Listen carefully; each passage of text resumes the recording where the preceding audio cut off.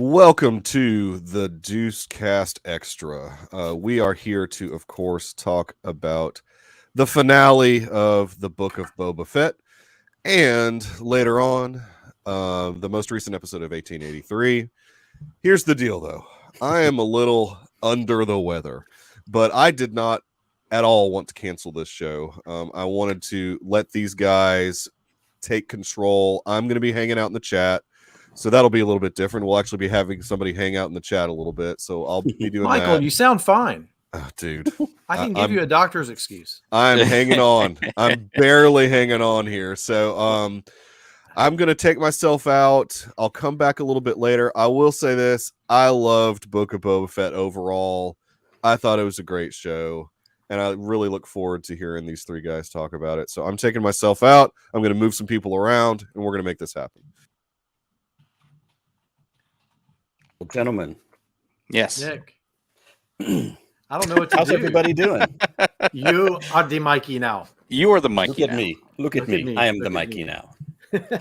Ryfun / Roth. How are you? I'm good. I did weirdly get that Jacob email I sent in the Deucecast Discord, which kind of freaked me out. That was that was my fantastic, life. and it made me laugh. And it's just another acknowledgement that the Matrix is real. That's really what that was telling us. Be careful with that. That's right. Be careful with that. Dr. Earl, how are you, sir?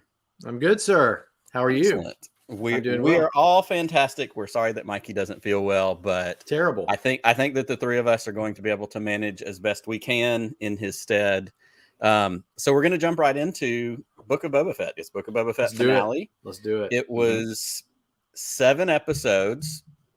And I think, as we've discussed over the last several weeks, it was an interesting 7 episodes. It was at times a little bit disjointed. We had moments of thinking, I know, at least speaking for me, my favorite parts of the Book of Boba Fett were the 2 episodes that really didn't feature Boba Fett. They were the Mandalorian episodes. They were Mandalorian, yeah. They were. And that's always, it's interesting because really they said from the beginning, once we knew this was going to be a series, they said really this was going to be Mandalorian 2.5.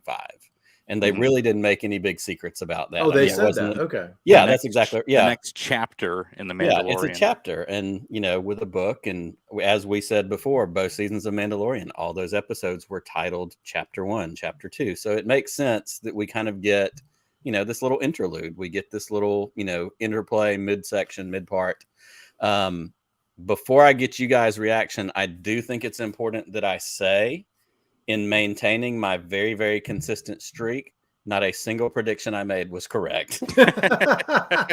Yeah. Not a thing. I mean, other than, and it really wasn't a prediction, other than I was sure that Cobb Vanth was alive. And I'll be honest, I sweated that one out for a little while. But let's just go around the horn. Garrison, what were your kind of initial, big picture thoughts about the episode? Yeah, well, I watched it as soon as I woke up. I could do a Mikey tribute here, a datapad download. The director was Robert Rodriguez. The writer was Jon Favreau. I got to say, I could do without Robert Rodriguez doing more Mandalorian stuff. Maybe more on location stuff, but his work in the volume is just kind of meh. It's subpar. There are much better directors who have worked on the series so far. Bryce Dallas Howard and Dave Filoni, I think, did much better work. And what was the other lady that directed it? It's about Steph Green or whatever. Yeah, Steph Green. That episode was really good. That was the flashback episode. Oh, that was good. The heavy flashback episode. Number two, right? Yeah. And I say all this to say that I didn't hate this episode. There were still some glaring things with Rodriguez's directing that kind of stood out to me. I thought it was good. I literally thought it did what it needed to do, and maybe a little bit more in certain areas we can get into later. But it wrapped up everything in the series that it needed to wrap up, which was good. That's what a series should do. No doubt. Dr. Earl, what about you? Big picture thoughts? Yeah, I kind of agree with Ryfun a little bit. I thought it held its internal logic. So we all know Cad Bane from other areas, but for those who've never seen much of the shows, they see him as the big heavy who came in, and of course Boba Fett is going to have a showdown with him and kill him. But now we probably know he's not really dead. But I mean, if I was like a non-informed, Disney Plus, I'm just going to see what this show's about. I'd be like, oh, good, that guy got his comeuppance because he was the one who killed off those sand people that Right. Boba Fett had his connection with. So I think internally, what you said, Ryfun, it did what it needed to do. We had the payoff for the Rancor, which I thought that was cool. Yeah. I Felt very love- kaiju. I love seeing Yes. the guy, the Mandalorians, so to speak, the Mandalorians flying around in their jetpacks.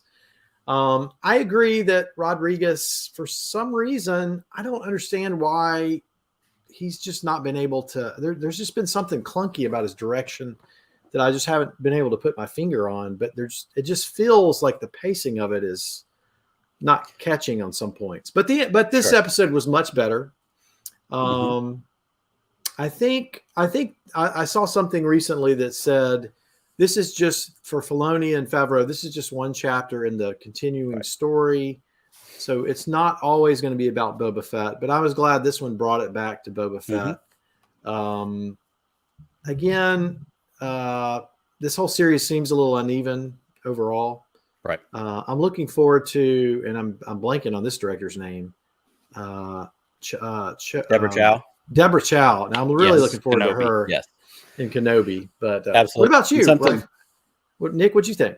Oh, well, and on the Deborah Chow note, before I get to my kind of overall thought, there was I think it was the Forbes article that came out last week with Ewan McGregor talking about Kenobi, and there were a couple of interesting things he dropped. He did say in the article that she directed all the episodes of that. So this even goes back to the sequel movies, and this doesn't have to be a referendum on the sequels, but sequels, and not as much in the first 2 seasons of Mandalorian, but certainly in Book of Boba Fett, there have been a lot of conversations about consistency with direction and what is it like to go from director to director. And I think that showed itself more than anywhere else in this Book of Boba Fett series. I tend to agree with both of you as well about Robert Rodriguez. I think his style is very specific, and it worked really well for me in the episode The Tragedy in season 2 of Mandalorian. Yeah, it really did. And I think the reason it worked for me, and I've thought about this a little bit since last week, is because of the way he directs action/violence. Because what I grew up with as an original trilogy Star Wars kid was the idea and the understanding that Boba Fett was the most feared bounty hunter in the galaxy. Right. But we don't get that in the 2 movies that he shows up in. So in Mando season 2, in the episode The Tragedy, he shows up, and even without his armor, he proves, oh, this guy's kind of a badass. Like, he takes out troopers with his gaffy stick. He gets the armor. We get the knee rockets. Like, we get all these things. And that worked really well in that episode. And like you said, it was also on location. It was outside. That was in California. That wasn't in LA. With these episodes that he did in this series, it was more cartoony than I wanted. And what I also recognize is there are some people that loved his episodes, and that's fantastic. I'm not here to dump on that.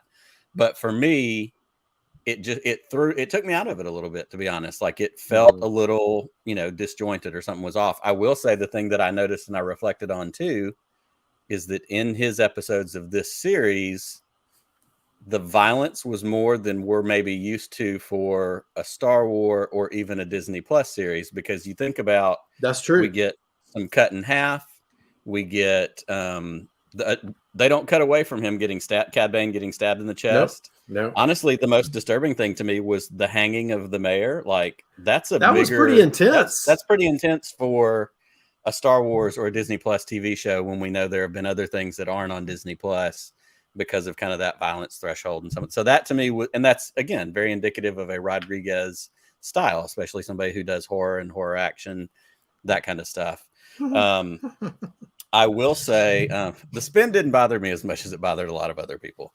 But big picture with the episode for me, and then I want to keep us digging into some of the finer points, was I think the thing that hurt me the most, and when I watched it the first time at 5:30 in the morning last Wednesday, was simply the expectations game. It was the fact that I had built up in my head, these are all my predictions. I knew they were going to be wrong, but I still had in my mind it's going to go some certain way. And it really didn't go any of the ways that I thought it was. So at the end of that first watch, I kind of went, I don't know about that. But as soon as I watched it a second time and I had that out of the way and I knew what was going to happen, I was able to enjoy it more for, it's a big Western town battle, and it's the guy or the King Kong moment with the Rancor, and it's we get all these different payoffs. So I think the biggest thing that hurt me was just expectations. I didn't have major expectations going into it. I think that worked for me because I just this whole series has been wild. It's just Star I didn't Wars, really know so what to enjoy expect at this point, and so I wasn't getting hyped up about anything specific. Thankfully, because I think I probably would have hated the episode right if I had done and I that. think that's been a big problem for certainly Star Wars overall, and I think we talked about this a few weeks ago when we got the first of the Moon Knight spots. And I told you guys, I said, I don't want to read up. I don't want to do anything other than see what's put out, because I have no familiarity with Moon Knight at all. Like I truly want to just come into that and watch it and enjoy it in a way that I don't normally do for Star Wars, because I'm invested in Star Wars much differently. Yeah. Garrison has a different thought. He's been reading all of the Moon Knights. Garrison has the big compendium, like he's prepared. Omnibus. That's right. So let's do this. Let's dig into some of the kind of key moments or key story point things that stood out to you that you made notes on, whatever it is. And we'll go with Earl. We'll start with you this time. Yeah, so I mean, I liked the reunion of the Mandalorian and Grogu, how he kind of flew up in his arms and sort of gave him a hug and touched his. I mean, that was like really touching to see that moment. I did enjoy that, and I enjoyed some of the antics of their little, I don't know what you call that thing, rickshaw, robo rickshaw, right. And then of course it gets shot and they go flying, and that was all that action seemed good. I thought even the standoff between Boba Fett and Cad Bane was pretty good. So those were two of my highlights. There's still a lot of questions I have, like what happened to the Sand Trooper kick butt. I guess she was a lady Sand Trooper. Tusken Warrior Princess. That's right. The Tusken Warrior Princess. I mean, I was expecting her to show up, and save Boba at some point. No, so it was just. You mean Kira? Was that a Sith? What was that? That may have been Dwight from that Halloween episode of The Office where he's dressed as the Sith Lord with the hood on. When I joined the call, he was like that. I was like, "Am I speaking to a Sith Lord right now?" Exactly. Yeah, I like that. No, you're right. There were several things. There's questions, but anyway, we're doing highlights. I mean, I don't know. I loved all the Mando Grogu stuff. I love Grogu with the Rancor. I mean, there were some things to like in it. It just.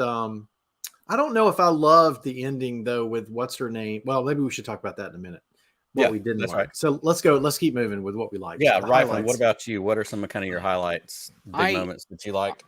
I'm in a good position because I don't listen to any other shows, so I'm gonna to myself seem like a genius for coming up with all this stuff, and I'm sure it's been said a million times.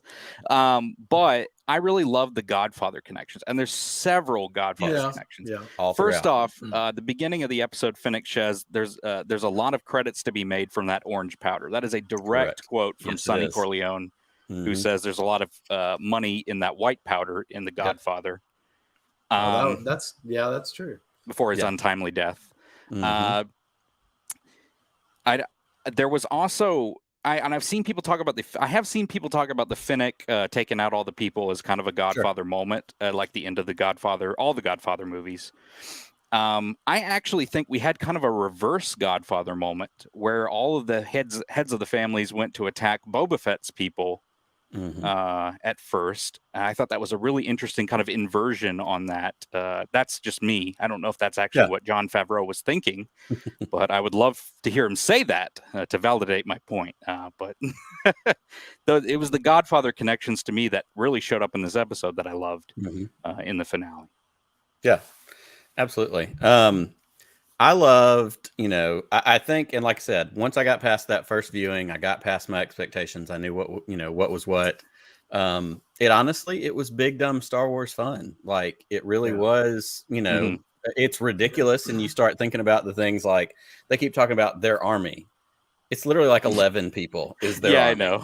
You know, I wrote it down as an army in my notes, but I kept being like, that's not really an army. an army, quote unquote.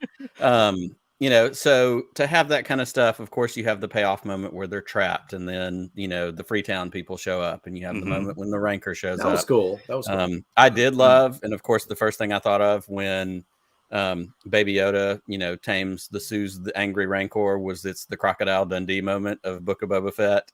Because, you know, Paul Hogan and Crocodile Dundee, there's the big yak in the middle of the road, and he does the thing where he puts it to sleep. But it was a lot of fun, and it did give us, you know, like I agree with you. I think the standoff with Cad Bane was great, and I love, you know, I think that was probably the best use of dialogue in the episode. That was some great dialogue, yeah. Them going back and forth, and when Boba brings in the things. Like, you know, I'm not a little boy anymore. Like, there's the allusions to, you know, their past. You are an old man. Yeah, we see in Clone Wars, we see all that kind of stuff. It did make me laugh a little bit because, of course, Tamira Morrison saying you're an old man. We know in the show Boba's supposed to be in his early 40s, but Tim is like 60. So, you know, it is what it is. But yeah, you know, and even Ross says this right here, the great Sergio Leone shots where, you know, down the street, big Western. I think my buddy Pete, I think his dad referred to it as Tombstone. You know, like this did give us a good Wild West vibe, which is, you know, has tons of roots in Star Wars. There's no question about that. Oh, Rhett, I'm so glad you're here. So let's do this, because I do believe that while we can love things, I also believe in, contrary to what Star Wars Twitter will tell you, I do believe that we can be constructively critical and say, you know, point out some things that didn't work for us, things that we weren't as jazzed about. Ryfun, do you have any lowlights maybe?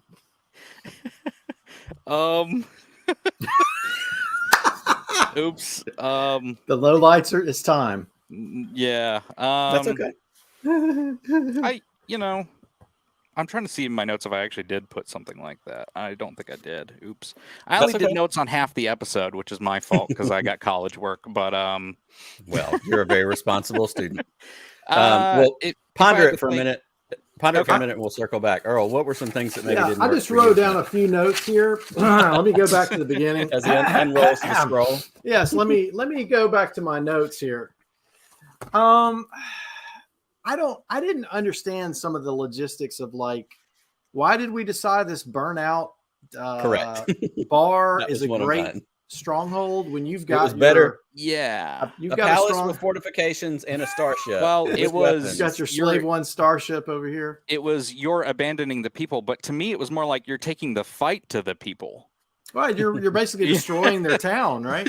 Right, because you're going to have the Pikes shoot up everything. Now it becomes Avengers collateral damage conversation. Yeah, I'm not sure where those two giant droids came from, but I mean, you know, maybe they're hanging around Mos Espa. I don't know. Maybe is that from the Clone Wars? Did they?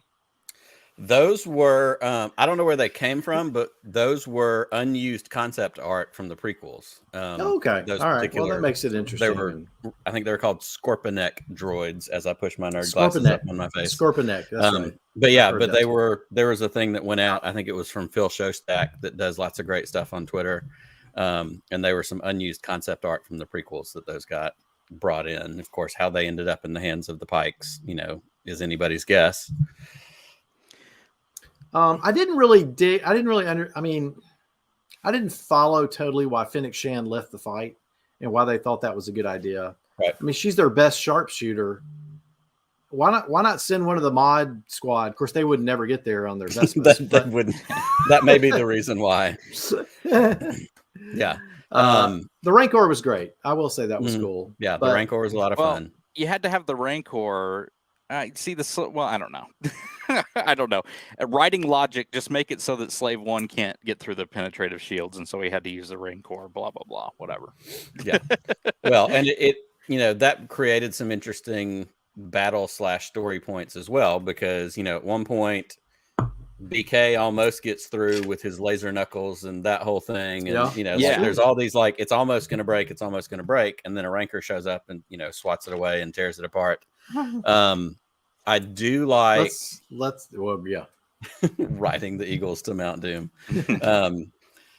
For me, a couple of my lower lights, and one of them was exactly what you said, Earl, which was the decision to stay in the burned out building in what appears to be a dead end alley. Like, what are we doing here? Like, it almost felt like, is this a betrayal? You know, the mods are convincing them to do that. It's just to set up the shot where they can, where they're just shooting at each other across the street. In that moment, you're exactly right. And in that moment, when they're in the building and everybody else heads out, Finnick goes out, the mods are out.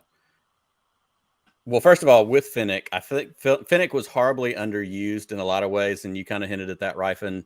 But she was used in this episode as the exposition monster, because that entire part at the beginning where she walks around and tells the plan to the people that already know the plan. Well, and Boba Fett's just a chump standing there, just like we're just standing there and we're going, okay, we're going to do this. We're like, yeah, we did it at the end of last episode. Also, you're in on it. Like, you already know these things. And she's also on she's always on the opposite side of like the position Boba's going to take half the time. Yes. And also, so in that moment when they're having that conversation, she leaves, she goes to do her thing. I did enjoy, for the most part, the back and forth that Boba and Din Djarin have about his willingness to stay, you know, the whole honor thing, staying to help out. He made an agreement to do this. And so you're going to stay. And Din says, this is the way. And it's the most missed opportunity in the series for Boba not to say it back to him, because Boba is a Mandalorian. And while they were different sects and there were different parts of that whole thing, like, we would have gotten Twitter retweet clips of Boba Fett saying, this is the way, in Tamara Morrison's New Zealand accent under that helmet for days. But he goes, all right, or whatever it is that he says. Like, it just felt like a really missed opportunity for something that has been such a through line. Or he just nodded or something. I don't know. Yeah, you know, it's just like, all right, so let's roll. That bothered me more than it probably should have, because it was literally like one little dialogue moment. Right, you got something else. Yeah, my low light is not going to be a low light in the sense that I can't say I didn't enjoy it in the episode. But I think in the grand scheme of this entire kind of saga that we're getting of The Mandalorian, I think putting in Grogu's ultimate choice in this episode was a mistake, personally. I think that could have been a great conversation to have in between the two shows that could have drummed up a lot of hype for the beginning of season 3. And now we're just kind of going, now we're just kind of going, okay, so it's just going to be Mando and Grogu, which is cool. That's really, that's fine. But there should be some questions we have, and we have some questions about Thrawn, but that's more Ahsoka, I think. Right. But yeah, I mean, right now I'm just kind of like, I'd like to see Mando season 3, but I don't really have any. There's nothing hanging. Yeah, there's nothing hanging setting you up for season 3 of Mando at this point. And it's going to be the same thing with him. And I mean, well, it's Lone Wolf and Cub, right? So, yes, but. I don't know. But you could have kept that a cliffhanger until episode 1. I agree. He didn't really need to be in the final battle at all. No. He didn't. Well, he had to calm the Rancor. They could have written that a different way. There's 5 other ways they could have done that. But it also, I will say, for that split second when the X-Wing comes flying over and the wide shot pulls back and you see that it's R2, you know, in the back of the X-Wing, there was that split second little palpitation that I got of, is Luke coming to help save his home planet? Like, you know, that could have taken the story in a crazy other different direction, because that also goes back to the conversations about choice, and it goes back to the conversations about choosing destiny and what does it mean, and it's his home world. Like, there were some other ways that could have gone. I didn't expect it, but I also agree that we didn't need Grogu to show up here. Like, what was left in episode 6 is the perfect setup to pick up episode 1, season 3 of The Mandalorian. And I agree with Rhett. Major Mando plot points being resolved in another show. Look, it is a show that's connected to The Mandalorian, but at the same time, I know people that weren't even watching that show, and they can't go into season 3 without watching this show now. I mean, it's so integral. If you come back into season 3 and all of a sudden Grogu's back, it feels like the ending of season 2 didn't even matter. Right. You know? Well, and that's another. Of course, we've already been over the fact that all my predictions were wrong, and I'm fine with that, because I don't know that I've ever had a Star Wars prediction that has been right, and at this point, I'm kind of living for that. But it begs some different questions, and I want to hit any other high points that y'all have for this episode, but I also would love to pivot us for a few minutes into kind of the bigger picture about storytelling, about things that we know that are coming up, about other series. And because I do feel like, and this is why I'm hoping for gallery episodes, like I really would love to get some more insight into the thinking, the decision making. And I don't know that they're going to get into, oh yeah, we decided to put these 2 Mando episodes in the middle, or whatever. But there's so much there. So before we get to that, what are any other things for this episode that you wanted to hit on before we kind of look at the bigger picture of narrative and storytelling? Either of you. I mean, I think. Go ahead. Go ahead, Garrett. No. You go ahead. I got my idea. Please. It'll stay there. No, please. Okay, the Major Dormo Pele possible love connection is kind of they're kind of the comedic relief. That's just a Kids in the Hall reunion. That's all that is. Look, I just want to take my humble moment to brag that I'm getting compliments from Rhett in the chat. This doesn't happen very often, so it's going to take my very humble moment. Victory lap right here.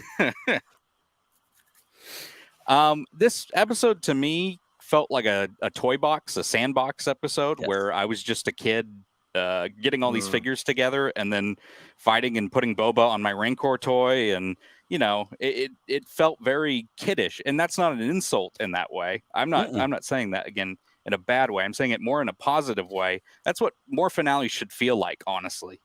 Right. I do have criticisms, of course, and we've talked about some of those, but I think with your toy box point, just to jump in for a second, that's what Filoni and Favreau talked about with the idea of The Mandalorian season 1 way back when. And in those gallery episodes, maybe even that first gallery episode, like that's what they talked about. They're like, your older brother has all the cool action figures. You're left with all the extra ones. And so you go out and you play and you make up your stories. These are those stories. Like that's how they laid it out and described this whole thing.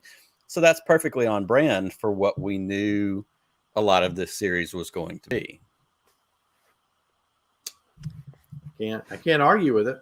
I mean, that's I really didn't I didn't really know what to expect for the series. And I honestly say I was kind of dreading it a little bit because I didn't know where they would go with Boba. And I think my favorite stuff was obviously the Mando stuff, but in terms of Boba, my favorite stuff was the Sand People stuff and giving him kind of that arc.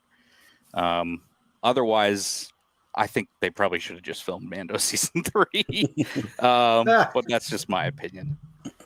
Yeah, and I agree with you, and I think that's fair. It wasn't my original thought, but it was one that I wholeheartedly endorse, which was for a series that started out those first 4 episodes bouncing back and forth between flashbacks and what was the quote unquote present day. All of my favorite parts were the flashback parts, the story development with the Tuscans, him finding his family. And there were so many seeds that were planted that to me didn't get a payoff. Obviously, Earl, you talked about the Tuscan warrior princess. Like there was something more there. She was she was very purposely not seen dead in those episodes, that part. And of course, part of it is just building the emotional trauma and Boba looking for a family and looking for a tribe, because we get the line where he says, you can't get very far without a tribe. But those scenes that they certainly put time into filming Camino and him watching Django fly away, like there was more that could have been built into some of that, or even with another shot or two connected to Cad Bane and connected to that trauma, him growing up.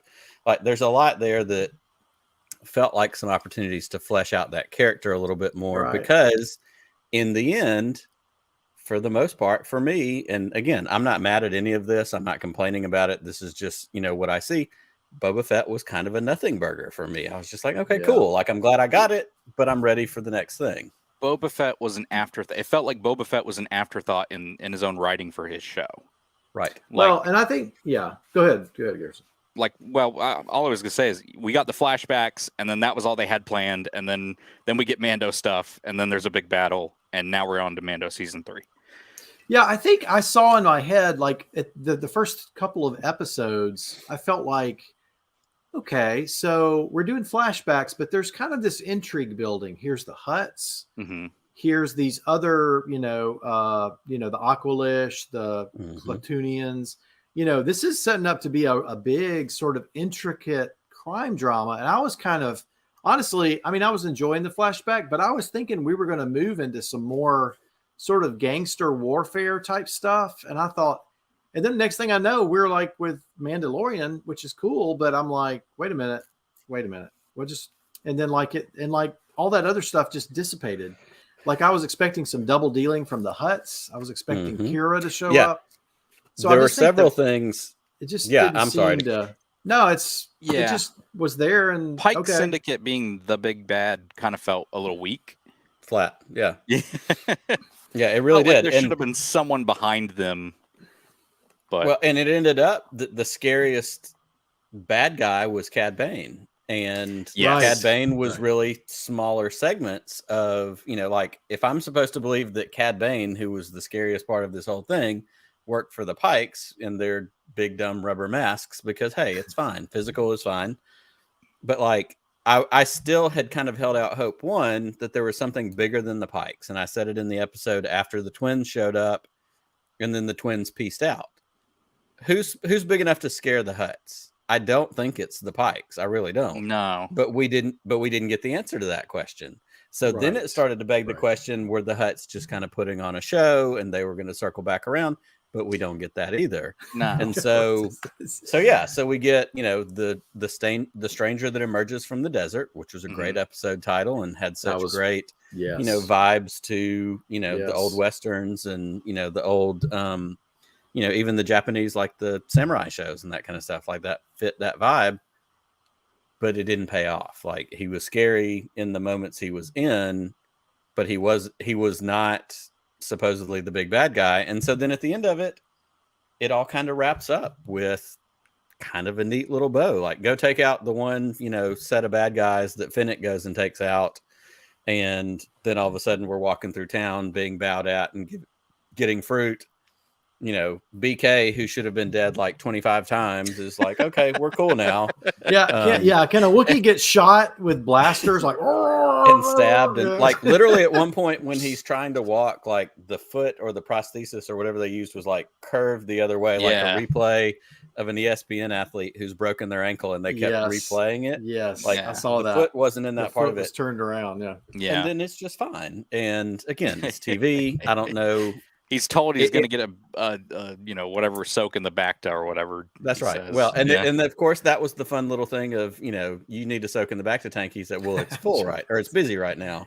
You deserve a soak in the Bacta. We find out in the post-credits sting that it is Timothy Oliphant and that it is, Cobb Vanth. And of course we get Thundercat one more time. But to come back to, even... we talked about Kira. I know Mikey's hanging out in the background, pumping his fist because I said Kira. Of the many missed, the little mini missed moments that could have made this series a little bit stronger, could have created the opportunity, even to set up more Mando, if that's ultimately what the goal of this was. A post-credits thing, I made the joke about like the Inspector Gadget intro. Like, what if it was, a blue hand on the armrest of a chair, pseudo Thanos, #Thranos, like a little tease that points you towards Ahsoka, that points you towards, what's her Amelia Clark's voice, but not on screen, relating to something else that's going to show up. Like there were plenty of little opportunities that could have plugged into other stories down the road, which I think this still set up, because at this point Boba's still in play, Fennec's still in play, obviously Cobb Vanth is being set up for something else. So let me ask you this: is there a and sequel? This is of course two questions. Sorry. One, no, you're right, exactly right. One, I was sure that this was a limited series, even though it wasn't announced as such. Perfect, fully on board. There could totally be a season 2 of Book of Boba Fett at this point. Also, bigger picture, pseudo wild speculation. Where does this go? What does it set up? Because again, at the end, everybody was okay, other than a couple of mods that we didn't know their names, like red shirts from Star Trek. We have Boba's there, Fennec's there, Vanth is there. the Rancor is there. Din and Grogu, have their Fast and the Furious family moment one more time. Push the button. Where do we go from here? What do you see this setting up, Ryfun? The problem is Cad Bane is dead, and so I just don't care about a season 2 now. Right. He's the most compelling villain of that entire series, and I can't even lie to you and say I'm happy that I'm okay with them killing him. I really wish he was still alive, because I think that would have been a cool Western villain. We don't know. I think he's dead. I think he's dead. No one's ever really gone. Well, there is an interesting thing, and if you watch it with the captions, that highlights the beeping, and everybody's talked about the red light that was on the chest. He transferred to another body. Well, several people had posited, of course, that means he's not really dead. It's, some built-in EKG. Somebody else posted something that said, what if that was some sort of sending a signal to whoever he reports to? That kind of thing, like, notifying a bigger bad that he's gone now. I don't know. Here's the problem. I don't think we need a Mando. Sorry, not Mando. Don't think we need a Boba season 2, because I think Mando is already giving us Boba. Yes. The Boba that people wanted. I think we need to go back to the cameo Boba in Mando seasons, where he shows up on occasion to help out, or, hey, can I borrow your van / Slave many One people to go on a run? Like many people do throughout The Mandalorian. I mean, look, I'm ready to see more Carl Weathers. He was give me more Bill severely Burr. missed. Let's go. Yeah, absolutely. Absolutely. I hated Bill Burr at first, and then after the episode where they go to whatever the planet was where they talk about Operation Cinder, all of a sudden I was like, I need more of that. Like, that character developed so much. Timothy Oliphant's going to be a half mod now or whatever, which I have a theory about that. We'll get to my dad theories actually before did we call. wrap up. That's the one theory he got right. So, what, that he would have some sort of mod? Yeah. Nice. Yeah, I think he was joking, but he said it. So, yeah. Well, I mean, it's no secret that I love Deadwood and Justified and Timothy Oliphant in general. So when Cobb Vanth showed up last season, it was, Christmas came early. And then when he shows up in this, when he gets shot, RoboCop, I do like that. I like that. I was not convinced last week that he was dead when Earl Brown, which again, great, also Deadwood cameo, as Tati, as we learned his name was, when he was like, sorry for your loss. They killed the marshal in cold blood. In that moment, mid-episode, the first time I watched it, I was like, are you kidding me? Like, there's no way. And then, of course, we do get I compared it to the Bucky Barnes moment at the end of Civil War. Right. He's in the tank and he's frozen and doing his thing. And Mod Doctor's working on him. Mod Vanth, that's baby. Right. Mod Vanth. That's right. That's me. Mod Vanth. That's you. That's him. My big picture theory is Mod Vanth and Captain Carson Teva. That becomes Rangers of the New Republic. I know that's kind of off the table, but Oliphant as a lead could carry a movie or a TV show. Yeah, he could. And Paul Sun-Young Lee has the ability to be a great co-lead number 2. And they clearly, again, things that didn't get paid off. The episode when Din gets the Din 1 starfighter and goes up and has the run-in with Carson Teva and former Luke Skywalker, there was no real reason for them to do that other than to remind us that Carson Teva is still around. Yeah. Because he stops him. Oh, yeah, you should slow down. Don't I know you? And then he flies off and we're not going to do the paperwork. And now I'm ruining it for everybody because I predicted it. Sorry, Brian. Well, I will say that they may have had a plan to do a second season of Boba and then just say we're going to slow the story down. But now with so much consternation about it, I don't know. Well, and wasn't there it's hard to say. And I know, especially Ryfun, I know you keep up with a lot more of the news than I do. But wasn't there a thing at some point where like Tamira Morrison was complaining or critical about the amount of dialogue? He said in an interview that he was talking to Favreau about he was talking too much during certain scenes, and then when Favreau would go away, he tried to get one of the script guys to write him less dialogue, and then that guy called up Favreau, and Favreau said, "You read what I wrote." it seemed like he was talking in a joking way, but also we know that sometimes in jokes there can be truth in those jokes. Yeah. Well, I don't know. I remember hearing that, and it stood out to me when we get 2 episodes in a row with basically no Boba Fett. Of like halfway through shooting all this crap, did somebody get frustrated and be like, "All right, you want to be here? Like, just put the helmet on and be quiet." I think that was always the plan.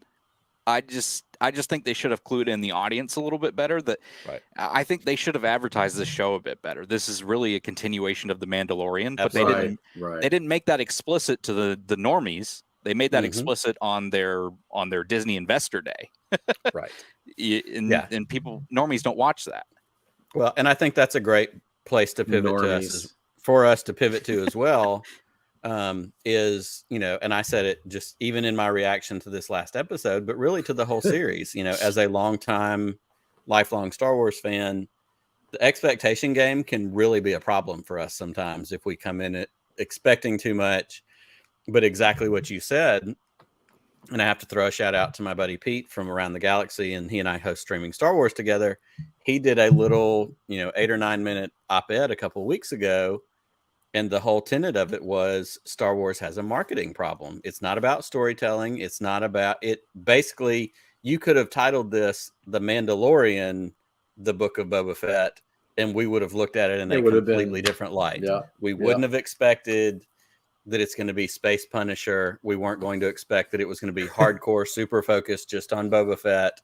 I love, and I forget, I think it may have been Adam Lance Garcia, but somebody else on Twitter said, a lot of people are mad because this Boba Fett isn't the Boba Fett that they have tattooed on their arm, which I thought was such a fantastic way to put in that expectation versus storytelling and character development. And sometimes it's as simple as how it's titled. And, Ryfun, you hit exactly on that note. And that's really what has carried me through this, to also stop and go, I hate that they didn't title it differently or couch it or present it to, again, I'm going to consume it anyway. But I refer all the time to my father, who's, 68 years old, like Star Wars, and calls me when it's over. And like the Cad Bane episode, he called me and goes, "Who's the blue guy?" And I'm like, What do you mean, who's the blue guy? That's Cad Bane. He called me after the Ahsoka episode in Mando season 2 and goes, "Yeah, I like that Jedi with the 2 sabers. She seems cool." And I'm like, what are you talking about? But that's 90% of people who consume Star Wars. I'm the minority. Yes. I'm the 10% that gets worked up and worried and all of that. So the marketing piece, I think, is as much as anything else. That's going to be interesting too, because I mean, look, let's face it. At the end of the day, most of the people watching these Mando shows have not seen Clone Wars, and even less of them have not seen Rebels. Or sorry, even more of them had not seen Rebels. Right. So it's going to be really, really interesting when you start introducing things like Ahsoka and where she's been, and Ezra Bridger potentially. We know that that's a thing coming up, and even Thrawn. Thrawn is a big part of. I know he's a big part of Rebels. I haven't seen Rebels. I'm actually watch Rebels. It's the best. Ryfun famously not watching Rebels. I'm starting it really soon. I just finished Agents of S.H.I.E.L.D. I'm going to be starting Rebels very soon. I think I'm gonna have to petition Mikey that the next extra thing is just us talking about Rebels with Ryfun. My hope is to do it before I would Kenobi. rewatch it. Just a side segue. My hope is to do it before Kenobi, because I know Kenobi has the enforcers or whatever they are. The crap. What are they called?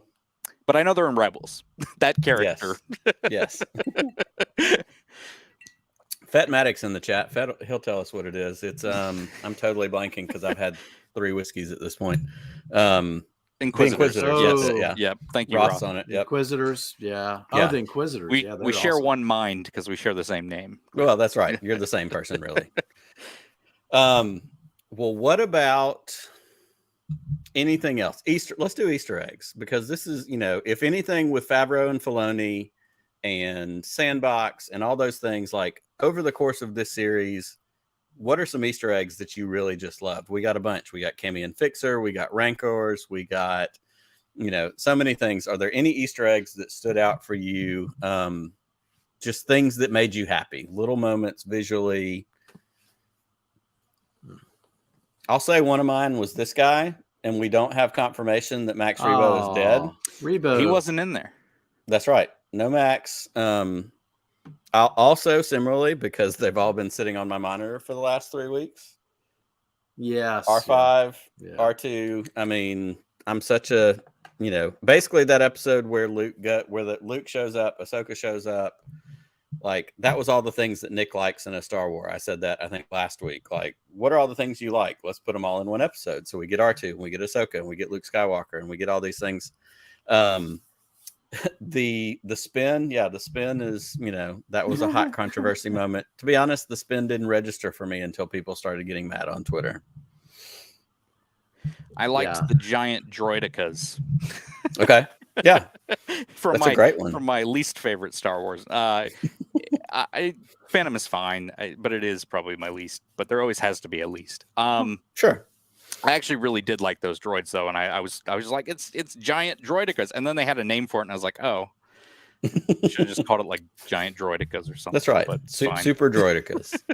Super droidicas. Exactly. There you go. Yeah, throw super in it. It's totally fine. Yeah. What about Cammy and Fixer was a great one. We got that. I thought early that was on. awesome. Yeah, Deleted scene characters. Deleted scene characters. That's a deep Tashi right Station. That whole no normie knew what that was. That's right. Yeah, I can assure you, my 68-year-old father had no idea about any of those. And it took me a minute to realize, like, wait a minute, these people, who are these people? And then it dawned on me. Okay, it took me. I saw another fun one this past week. That was the speeder, and now I don't know the name of it.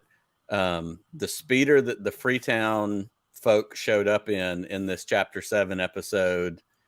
If you look at it from the right angle, it's the same speeder that's in the garage of the Lars homestead that Luke is standing in front of, working on. Yeah. When I think it's at the point when R2 has taken off and he does the breezy bolt thing to 3PO. Yeah, and it's the thing. It's the speeder that's right behind him. It's that same angled nose, like the shape of it or whatever.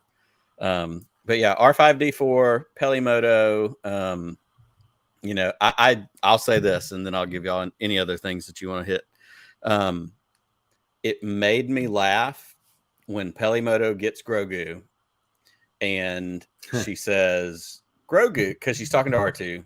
Grogu, that's a terrible name. I'm not going to call you that. Yeah, she was speaking. Oh, yeah. What we know is that this was clearly written around the time that we were all told his name is Grogu, and people like me went, no, I'm still going to call him Baby Yoda. Like, the meta-ness of that made me laugh out loud. Speaking to the audience. Yeah, that was nice. That was good. But Pelimoto has also continued to grow on me. Like, I like having her around. Space Amy Sedaris is fun and creates this other, wild card levity that we don't always know we need.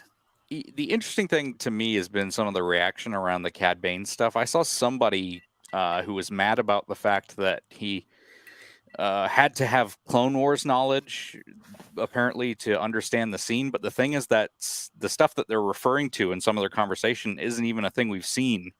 Right. It's technically deleted stuff.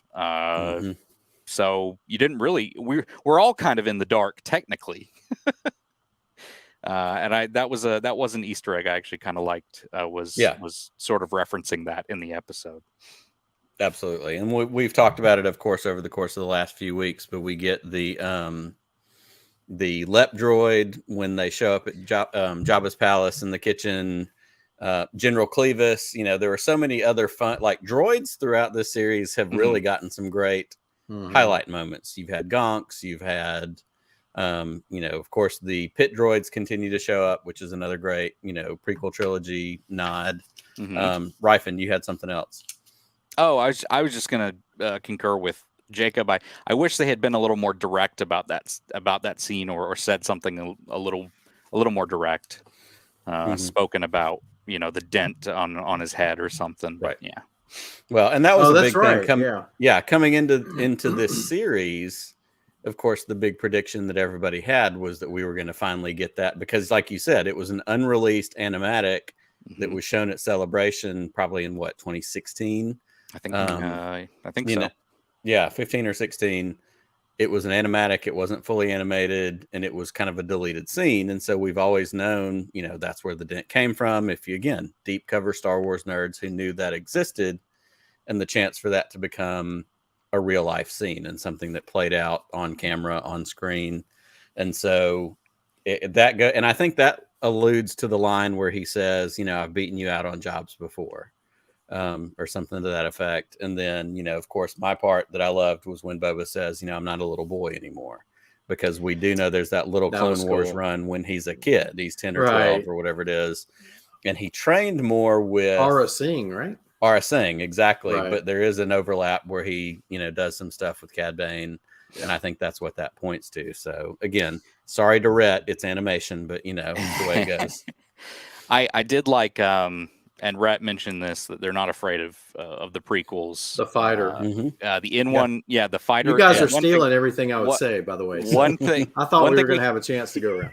Inwu Starfighter. I'm going to say it before you can say it, Garrison. It's you, Earl. Let's go.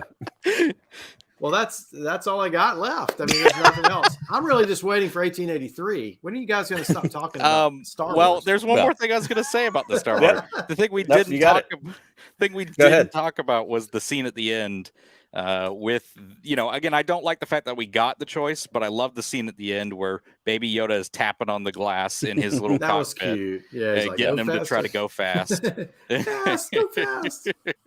I'll be honest, the parent in me was mostly concerned about the fact of could he go down and under to get to Din, or was he just trapped inside the little bubble? Not breathing. Parent, when a kid pukes on itself and you've got to reach back to help him, you've got to actually pull over and get out of the car to do it, or was there access? But again, he's trapped. That's a parental perspective, so it was a lot. Well, the last thing, let's tie it in this way as we get close to our hour and as we get ready to transition Earl to 1883, which I have nothing to contribute to.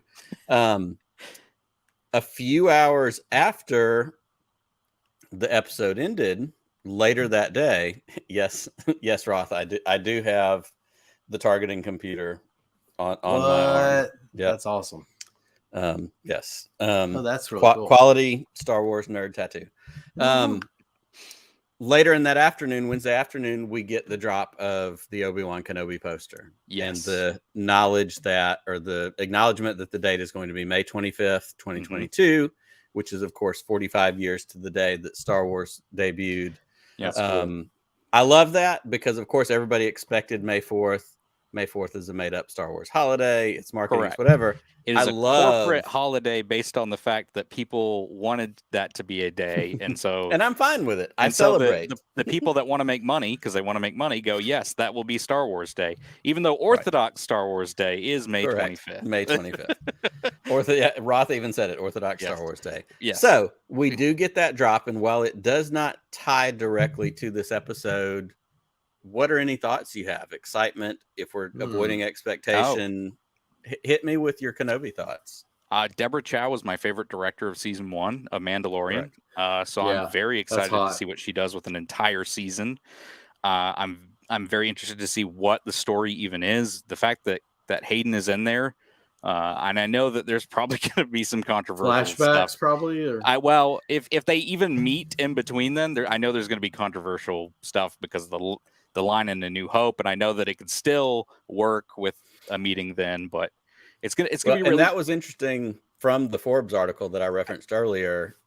The two things that stood out to me that Ewan McGregor said was that Deborah Chow directed all the episodes, and the other thing that he said specifically was scenes as Obi-Wan Kenobi and Anakin Skywalker. He didn't say scenes Vader. As Darth Vader. Yeah. So to me, that certainly presages the opportunity for it to be flashback or something else. A dream. I just think a they have to be kind of careful with whatever they do. Absolutely. Well, people like us are going to pick it apart and go, "Wait, you can't do that." But so wait, it's not about me.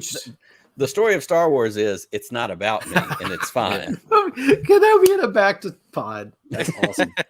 That's right. I like how the back to pod has just become Hot Tub Time Machine, and it's the thing that we just get into and flashback every time. And if you just need to, you've been killed, but hey, we can bring you back to life. And I do have to say, I love that Hayden is not only there, but he's also going to be in Ahsoka, which I think was talked about a little. I don't know if that's officially confirmed, but that's been talked about. It was, there was a Hollywood Reporter article, I think, that actually that's right about that. Are we gonna have a I consider that Hayden legit Christensen? enough. And I hope that there's some wooden acting in the prequels with Hayden, but I love that people have come around and love him in recent years, especially through the memes that have come up through the prequels. Correct. And I love that I think he's back. Well, and I think 50-60% of that honestly is attributed to who he is as a person and the way he himself has received that and embraced that. Like, of course, I've never met him. I've never seen him at a con, but like all the people I know that have gotten pictures with him, like he embraces this. He embraces what his roles were in this prequel trilogy. He embraces and is thankful for the opportunity to be involved in it again. Like, he's just a dude who loves being able to do this thing. There's not an ego to it. There's not an attitude about it, which I think is really cool and actually makes me root for him even more. I was really excited because I went to Celebration in 2017 in Orlando. And that was like the first time he had come to, I think, one of those things in a while. And it was really exciting to see him. I saw him on stage. That's on that awesome. little stage they put in there. Yeah, it was great. I was at that same one. How about that? Oh, wow. We were there. We were there. I was only there for one day, the first day. I think actually that may have been the one that I met up with Mikey and Dave and, my dad. And then I think that may have been cool. that. Well, Earl, what about you? What about you for Kenobi? I see. Speaking of Kenobi, the Dark Sith Lord of the Sith Lord of the Principal has arrived to tell us to wrap it up. Everything that has transpired has done so according to my design.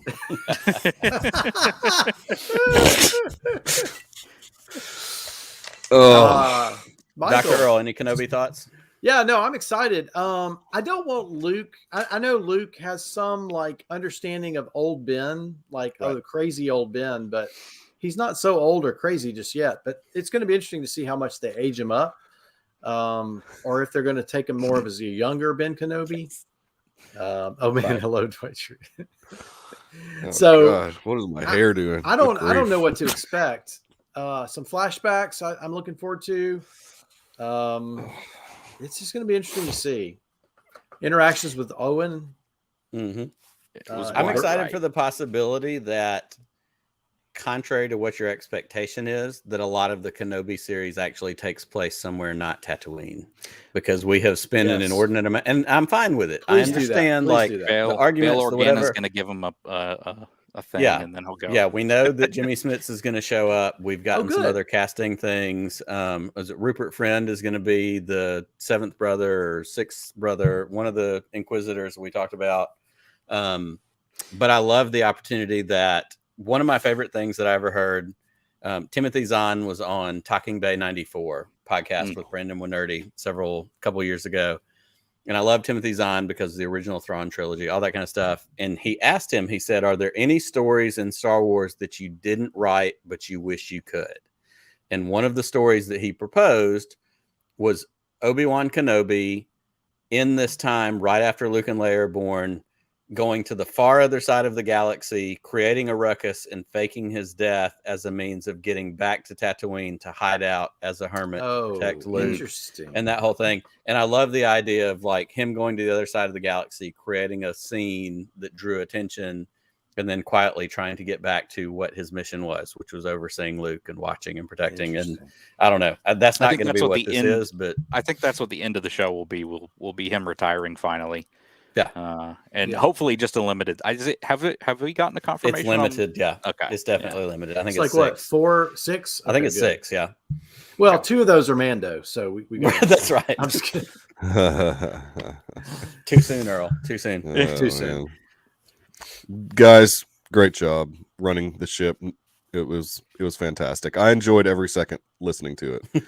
Nick is now the master, and me now the. And me not having to talk because I can barely get through a sentence. So yeah, I did want to announce that we are planning on next week talking about the Doctor Strange in the Multiverse of Madness trailer that came out, just so we can have some content before 1883 and assembled right next week. Thanks, Brian. If you want to talk about Assembled, I'll talk about Assembled. Well, we got 2 episodes. Oh yeah, and maybe we'll talk about some and... if there's anything of note in those Assembled So yeah, we can talk about that. Yes, that's right, Red. Nick, where can people find you on the interwebs? You can find me on the interwebs most regularly at WhillsPod. That's Twitter, Instagram, Facebook, TikTok, which I still don't use because I'm entirely too old for TikTok, but it's there. Wow. Twitter's the best place. That's where I'm most active. I will say, as a plug for this week, if you don't normally tune into Podcasts of the Whiils, this Sunday night, we are going to have Corey Ryan Forrester. Corey is a stand-up comedian. You may know him as the Buttercream Dream. He is on Twitter. He's lots of fun. He is a huge Star Wars fan, and I have been kind of playing tag with him and his representatives for about 6 or 7 months. And he's going to be on the Sunday night on Podcast of the Whiils. It's going to be available to everybody, not just our Patreon friends.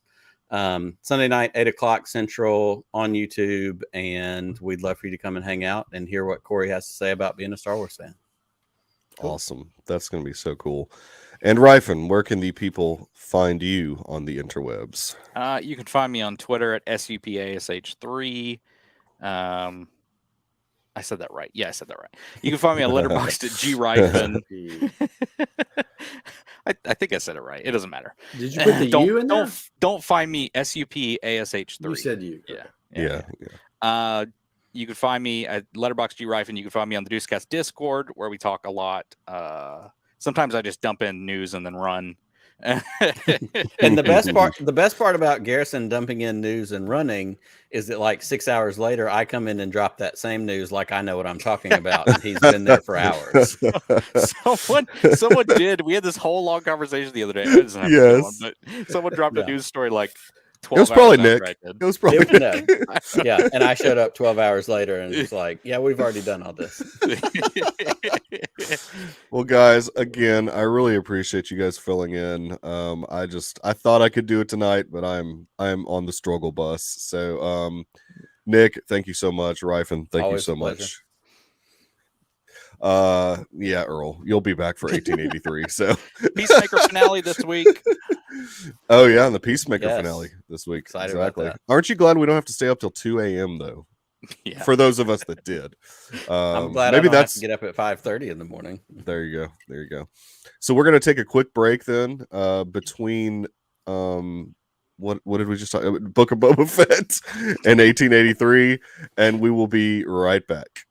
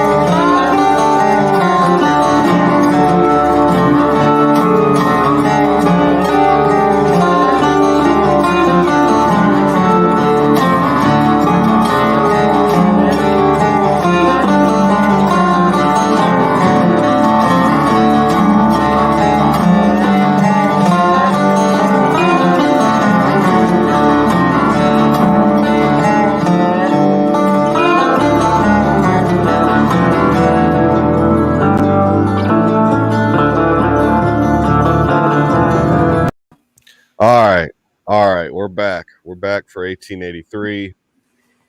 I'm only going to stay here for a second. These two guys are going to handle most We of the got it. thing. But what? We got this. You guys got this. I did want to at least mention the major announcements during Paramount Plus's upfronts, I guess is what you call it. But I guess, first of all, a couple weeks ago, and I think we've known this for a while, of course, that they officially confirmed Yellowstone season 5. We knew that was coming. Oh, I mean, that was obvious. But they also announced today that there's going to be an 1883 season 2. So that was a big deal. And then out of nowhere, another prequel series, 1932. Really creative with these titles. Really creative with these titles. Wait, oh, there's more. There's shows another, another, and then coming.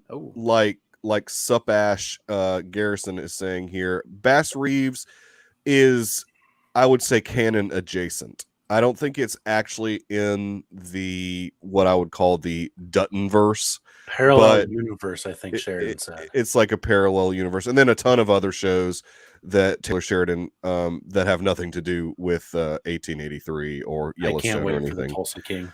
So, yeah. Oh, dude. Yeah, the Tulsa King looks like it is going to be Sly fantastic. Stallone in that baby. Yeah, exactly. Yeah, new location for Roth. You're in some new Yes. digs. Yeah, I am. I like it. apologize for the TV. 40 seconds left. Wyoming is down 65-71. Oh no! Should we have waited to start No, the it's episode? okay. We'll be all Wait, right. Wyoming's down how low? 65-71, 40 Oh, seconds man. left. You better turn your. Why don't you turn your whole setup? I know, so right? You can be Oh. facing your Yeah. Because I don't want to get you guys a DMCA. Oh, that's true. That's true. We already get them I every think we week should be anyways. safe with that sliver of the screen. But Yeah, I think it'll be okay. I'm, Wyoming's watching, now I'm ranked, watching the by the game way. for you, Roth. I'm watching right now. They are now Yeah. ranked 22. So I'm gonna drop out, guys. Okay. I'm gonna let you all go for it and appreciate it. Talk to you guys at the end. I'll come back. Oh, Hey, it is Jacob, you and me. how are I you? have I know. I'm gonna have to talk now. I'm just like, I have taken a copious amount of notes here. that's I have excellent. a full rundown and whatnot. So I don't know if you want to start out with some likes and dislikes, or just want to kind of run down chronologically what happened.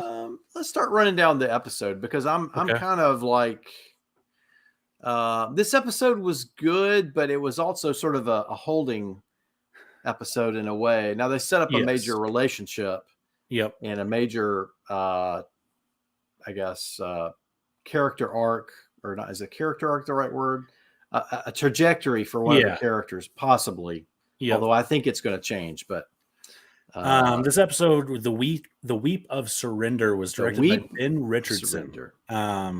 First time Ben Richardson has directed an episode of 1883. He is seemingly Sheridan's main cinematographer. He was a Interesting. cinematographer behind Yellowstone as well as Wind River.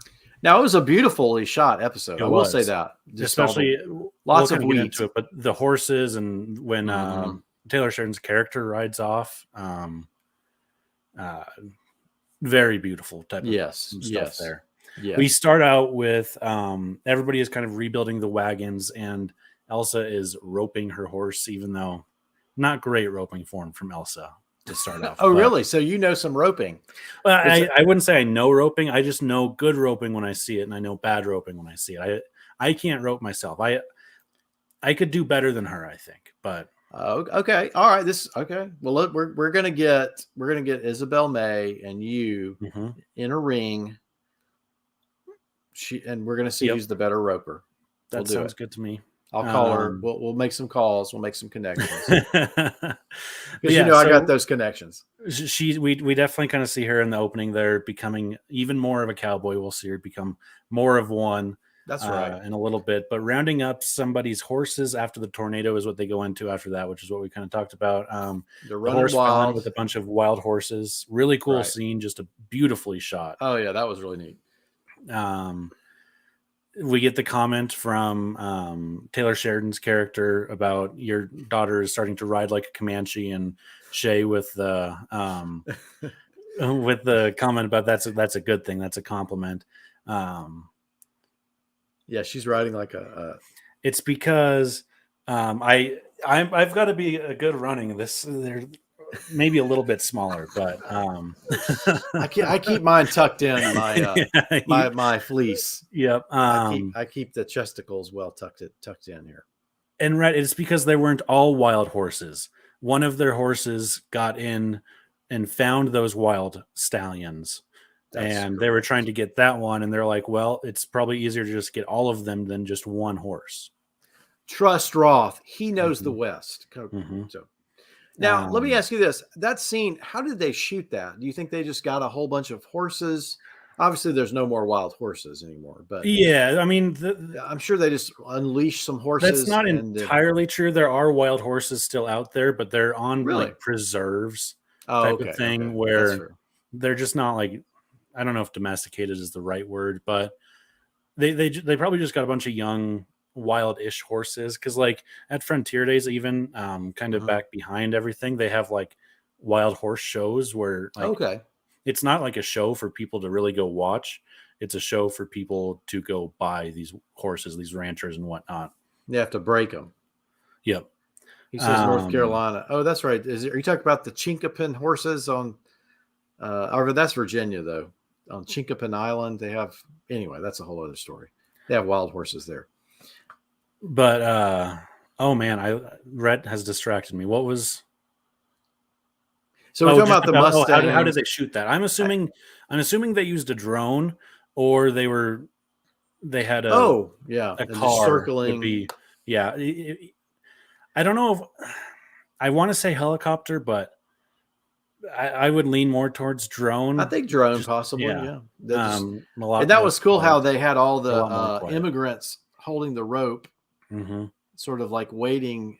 And I wonder if that's true. If you can create just a corral with people, and the horses will respect that. That's so interesting that they would stop. Anyway, I have a feeling it's like they would respect it for a certain amount of time. Right. You better build that. You better build that fence quick. Eventually, they're going to be like, "All right, it's time to GTFO." Yes. Yes. Shay, we get into Shay discussing plans with Charles Goodnight. There we go. That's Taylor Sheridan's character. I knew I had it down here somewhere. Charles Goodnight. And so this is going to start to get into some stuff about Denver versus and Cheyenne. The accuracy of the show. I'm not buying it. You're not buying it. Not fully. We'll get into that at the very end after we. Jacob, this is a big statement. But Shay references Laramie. There's a lot of fighting. Yes, and he means Fort Laramie, which is east of Casper. They're probably just a bit east of Fort Laramie at the end of the episode. Okay.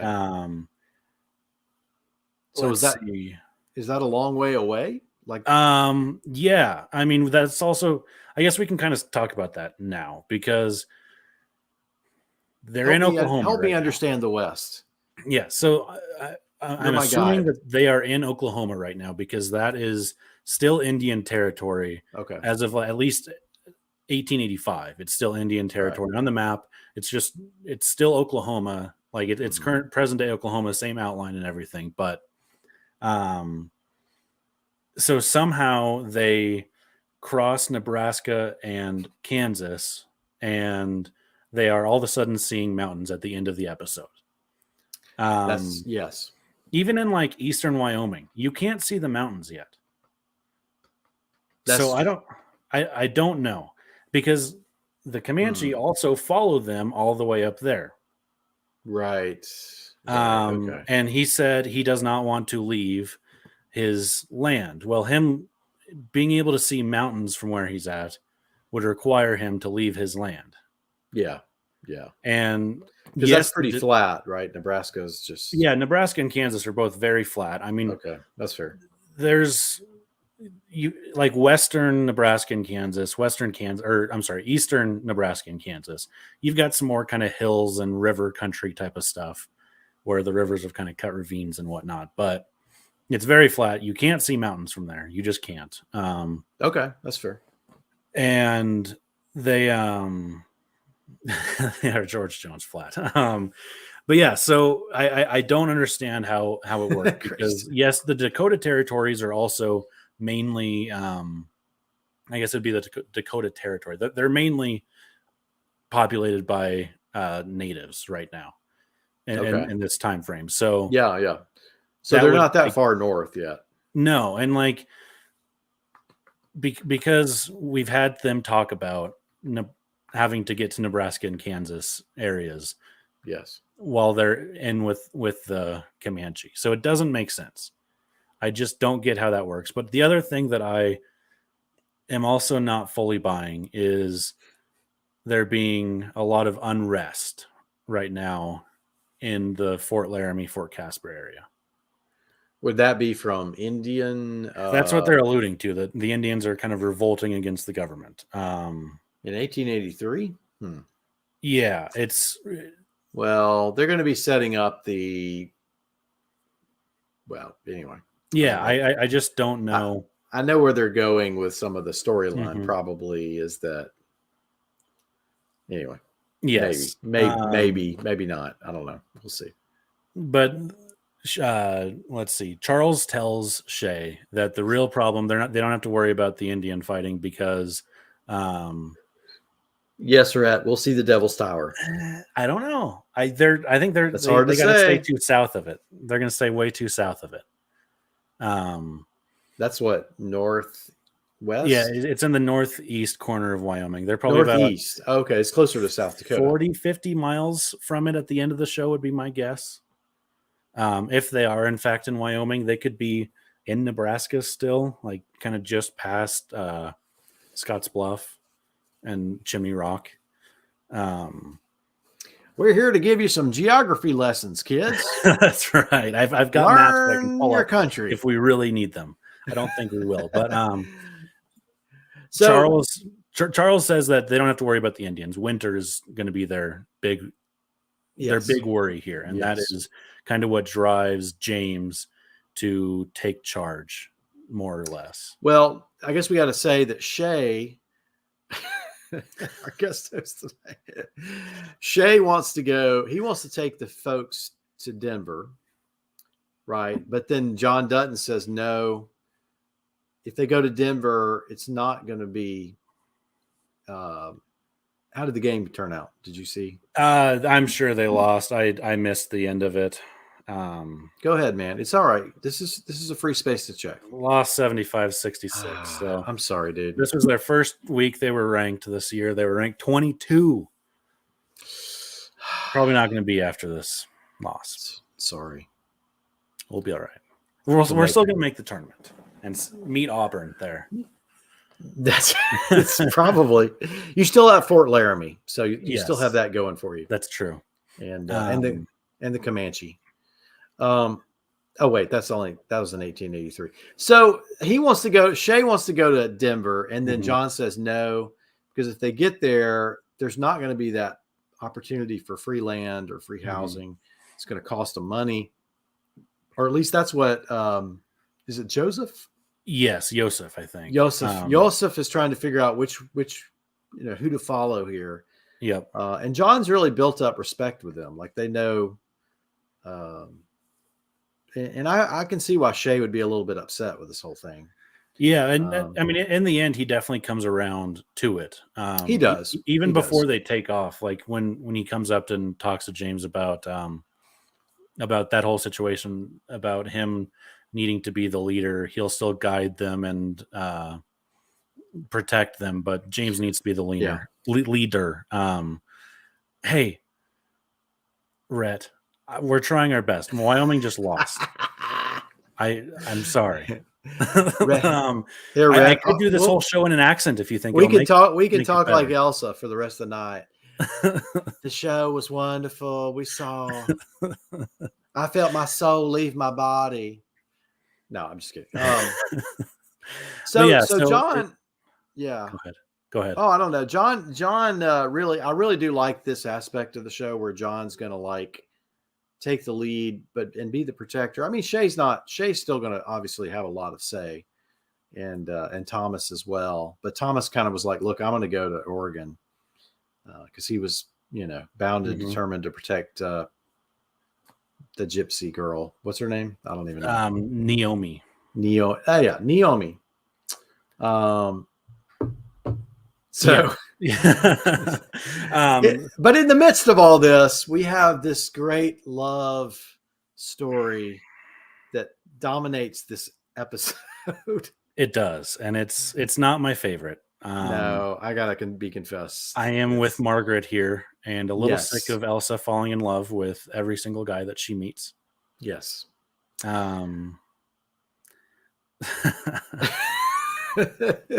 But I should be canceled. She gets chaps, which is also another thing that I kind of have a problem with, because chaps are not something that would protect your pants from ripping. Right. It's for the outside, right? It's worn. Yes. The inside is your pants, right? It's to protect like your legs from rubbing up against the horse, for one, and for two, like when you're going by bushes and trees and whatnot, so your legs aren't getting like cut up by So we should go back. She rips her jean and her Yes. inner thigh, and so we see this rip, and well, you know, and then of course her Indian Sam Yep. says, "I'm going to take you to our local squaws, and Mhm. we're gonna do a sort of a makeover Indian style for you, pants wise." And I thought she was just going to get a new pair of like leather buckskin pants or something. But yeah, I thought the chaps was weird. That was kind of a weird. Like I agree. She probably needed a pair of chaps because chaps are Yeah. useful when you're riding a horse. But Right. that this is also another moment that I would like to take to correct the record for most of the world. A lot of We're the here for times the world. people will call somebody in chaps and only chaps, oh, they have a pair of assless chaps on. Well, all chaps do not have a butt to them. Thank you for correction. They're all assless. So let's just That's say a really good point. Mhm. It's something that drives me crazy. But Michael anyway. is for the assless chap. The other kind of I didn't love the design of them. They felt very 2022 of them. Yeah, they were a little Like modern. something that you would see at Coachella or Burning whatever Man, the country Burning Man. music festival in California is. They look like they'd been bought in the local, I don't know, country and western store. Her new top, same thing. That looks like a very Modern. That looks like a top that somebody would wear going to Cheyenne Frontier Days. You would not have had that. Yes. That was a little bit plunging, in my opinion. But who am I to question? And yes, Native and American wear. So here's my thing with it. Those colors are, yes, they're very Native American in their origin, but they're more Southwest American Indian than they are Oklahoma American Indian. I don't know where they would find those colorful rocks in Oklahoma. But that's nitpicking. So Sam and Elsa have a couple of horse races.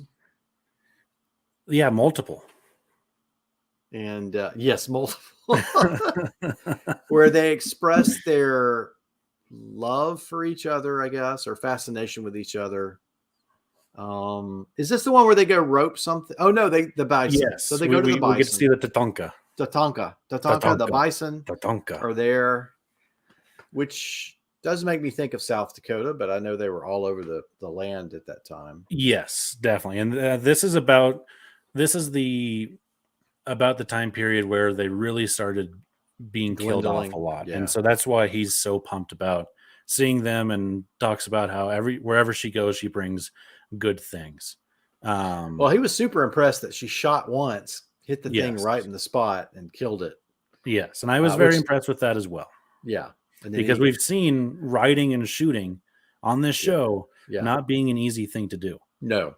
We've But had of course, multiple shootouts now where we've got nobody 7 hit anybody. guys going up against one guy and James Dutton comes out untouched. So he cuts out the heart. Yeah. And she eats the heart and has blood smeared all over her face. And he's super impressed. He's like, here's her first kill. She gets blooded, so to speak. Mm-hmm. They go back to the camp. And of course, her mom is horrified that she looks like a savage at this point with blood on her face. She's gone feral. She's gone feral, as she says, which I'm with Margaret. I'm like, I just don't buy that a girl, even if she's wanting to rebel against her parents, which was not really a thing back in those days, but that's fine. I don't know, just for her to go full, it's like Taylor Sheridan says, well, this girl's, everything she's had before has just repressed her so much, but now she's free. And so she meets a cowboy and she goes full blown cowboy. She's definitely meets Comanche Sam and she's going full blown Comanche. That's right. Yeah, is she going to meet? Yeah. Oh, what's the Trapper? No, I don't know. The movie. I can't remember the name of the movie, but anyways, is she going to meet a trapper next and start trapping beavers and Right. Is she going to muskrats put and on whatnot? full And, fur and yeah, go? full Yeah, fur yeah. and No, so anyway, she and Comanche boy, Sam, they go share some language. Is that yep. right? I'm sorry, you got the rundown. Why am I So getting I guess before that, I'm sorry. Yeah, tell no, me you're some good. more. You're good. Sam brings the lead stallion to James and offer for Yes. Elsa. Yep. And what I really liked about this scene is you could kind of see it on Tim McGraw's face. He was like heartbroken. Yeah. He's like, "What is this for?" And like he asked that question knowing what it's for, and he's like, Yeah. "This just can't be real." And before they take off, he's talking to Margaret about how he's like, I could force her to come with us. Yeah. But she ends up she is going to go with them, and To Oregon. She's going to go all the way, which I didn't really understand why that. I mean, if she's really in love with this guy, is she? I don't. Maybe just to help her parents get there, I guess. Yeah, and with John to take care. I mean, that's all I can see. And maybe help the cattle. You know, maybe you keep the cattle as she's riding with. Yeah, it was a very confusing turn of events for the entire episode. She kept being like, "I'm staying here. I'm staying here. I'm going. I'm staying here." But no, I'm going to go and I'm going to come back. Sam's going to go with me and show me the mountains, and then we're going to go back. And we're like, what is happening? Sam does eventually tell James that he can't go because he doesn't want to leave his land. Right. Right. And so, and you get the impression that James thinks, "Oh, this is just a phase." Yeah, I more so got the impression of James thinking this hopefully is a phase. Like he doesn't fully buy it himself that it's a phase, but he's just kind of hoping that it will be. Yes, Red is correct because they need her narration.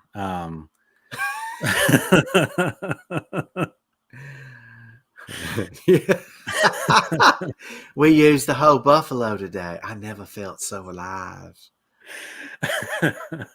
And I was worried about that. I was like, are we going to get like two different stories now of Elsa like living this like Comanche life? It's the breaking of the fellowship. Yeah, it's like in Lord of the Rings. Yeah, exactly. I'll go with you to Oregon, but then I'm going to come back.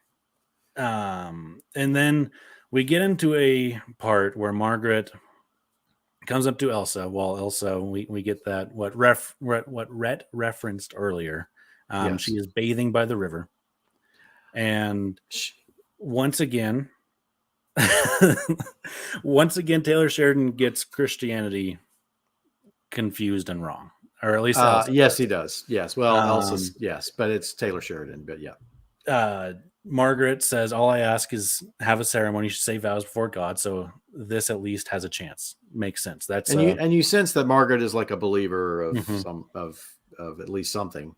And she replies with, "He saved my life twice. I don't need to ask God's permission to love him. God sent him." Wedding ceremonies, they're not about permission from God. They're about giving thanks and asking for help so you can love your partner the same way God loves us. Well, I was triggered by that, but I didn't know you'd bring it up, but thank you. But yeah, I mean, I'm not going to get into the theology of the sheriff. The sheriff isn't around. He's not on this. We can take this whatever direction we want. The sheriff. Oh, I'm here. Elsa Spit.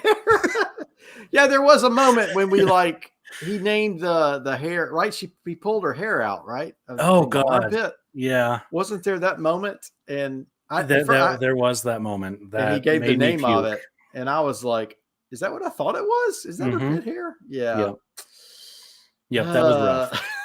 That was rough.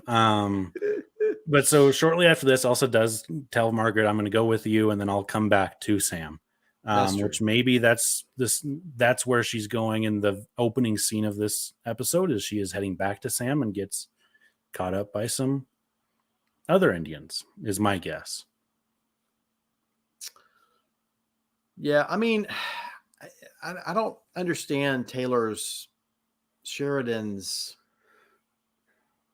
like writing of women. Like there's the Beth Dutton type character, and I think he's trying to move Elsa like that's some like liberated, free expression character that Elsa's moving toward, maybe. And like, whereas maybe Margaret's more repressed, but I think he also has good understanding of Margaret, and that he does, because we get that good scene. We get that good scene when Margaret and Elsa are in the tent together, and she's double stitching her pants back together. That was a really good scene. I really think, yeah. Like we overhear James and Shay arguing about going to Denver, and right. Elsa's like, "Did you know about this?" And she's like, "I haven't known about any plan. Your father's got a map in his head, and I'm trusting that he knows." Margaret said that. Yeah. And so like that, I think that was like kind of Margaret trying to be an example to Elsa. Yes. Be like, yeah, this is kind of how you be a, this is going to be a little controversial, but be a good wife is by kind of trusting your husband, because you know that he also trusts you to make like decisions like this. And I thought that was good, but then that's all we ever kind of get with any of that stuff is like, oh, like Margaret's doing this good thing, but our main character is rebelling against that and wants to be her own woman and be completely independent. Because I'm going to be free. Yeah. Well, and I think we're going to find, I mean, because we know the opening scene of the whole series shows her in a shooting match, right, with an Indian warrior. So, there's going to be something that happens on this trail, and I'm not so sure she's going to get back to Sam. I don't know. I have a prediction for how this ends, or that comes up later. The first season or the series? I guess series. At least I have a prediction on what. Hello, David. Kind of. He's in the background. Don't worry. Mikey is sick. He's not able to speak very eloquently without a lot of pain. There's razor blades in his throat. We're speaking uneloquently. Yes. The gravitas to this Deucecast Extra has totally gone out the window. But can we go back to Elsa near the river again? Let's just. No, I'm just kidding. But so what I'm expecting with that, when we finally see that opening scene of the entire series again, what's going to happen is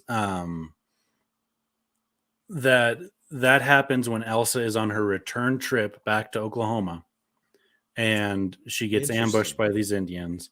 Wow. And she gets shot. She shoots like 8 of them, and then Sam comes up and saves her. Yeah. And I don't know if that's how the series ends, but I have a feeling that is going to happen in this show.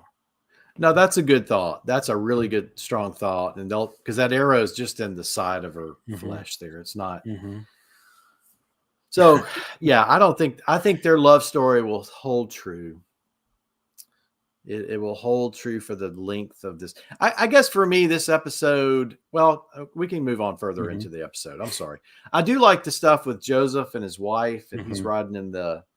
I like a lot of that when they're finally moving out again. Thomas teaching Noemi was a good scene as well on how to ride the horse, and the whole. You have to like look where you're going, and then she's like, well, what if I want to look at you? And he's like, no, you can look at me. And she's like, what? You just said I have to look where I'm going. He's like, well, now you can look at me, but you already looked where you're going, so now we're good. And then let's find your real seat. And that's right. That was a great blast scene. The horse off.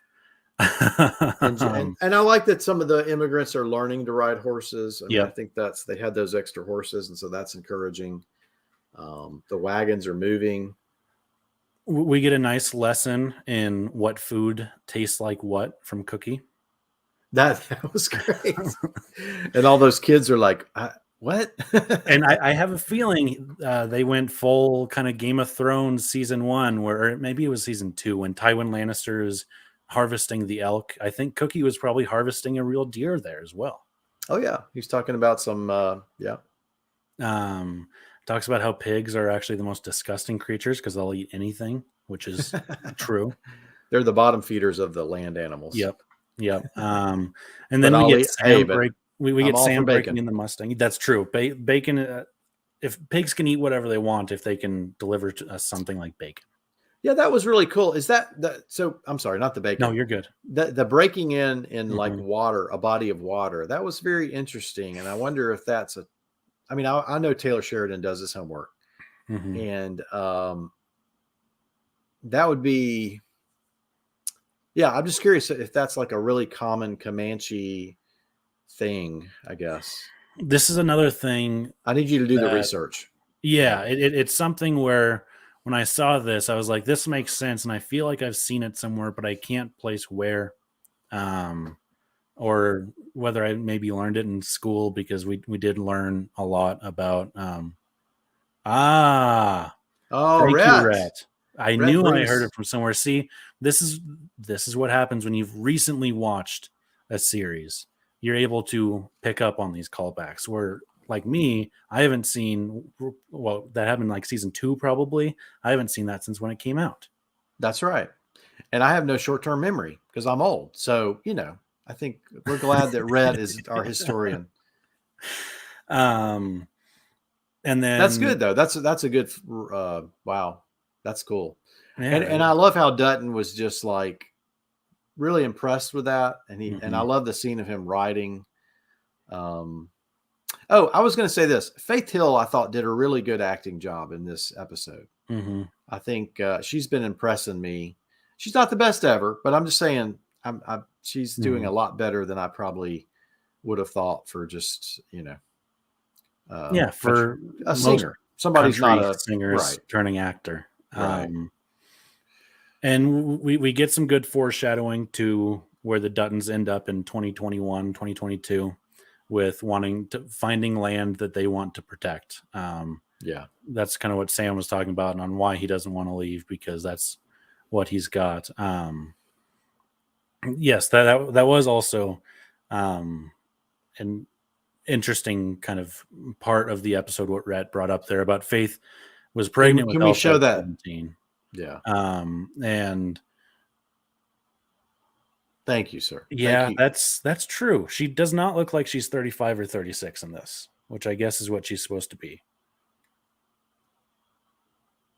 Oh, she's supposed to be 35 or 36. Well, look, hey, here's the thing. it's weathered. The That's a lot of 1880s, sun. yes, it weathers you much more than 2021 Mhm. does. What did we Yes. say Faith Hill is? She's in like her late 50s. 50s or something. So yeah, she Well, I don't know about late. Well, like 57-ish, I think. maybe. Is she? Is I she? think. Is I she? think. Is she? I hope I'm right about this. Hold on, we'll look Which her up. 50s is not old. I would like to say No. say that. Oh, okay, I was wrong. 54. Yeah, she's closer to my age. Weathered and leathered. Weathered. She's As just weathered Dr. and Earl likes to leathered. put it on the Deuce Cast. but the wind and the sun. I mean, they didn't Yes. have the moisturizers, the And emollients. she was working on their sharecrop, like she was a sharecropper's wife, while James was off in a Civil War, and She smoked 2 packs a day. No, Mhm. I'm just kidding. um, I can't back. yeah, that. I agree. Faith Hill has been impressive in this show, because there hasn't been really a single time where I'm like, oh, that's not great, which like acting wise. Right. She's always either been proficient or good, which Right. is Right.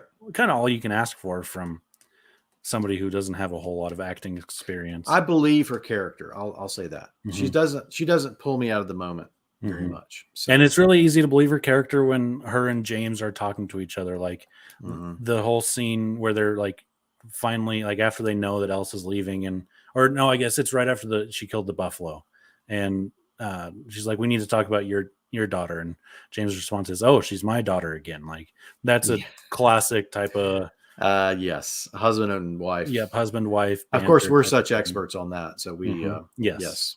Yep, Yes. the two married guys on screen right now. No, you guys are right. Okay.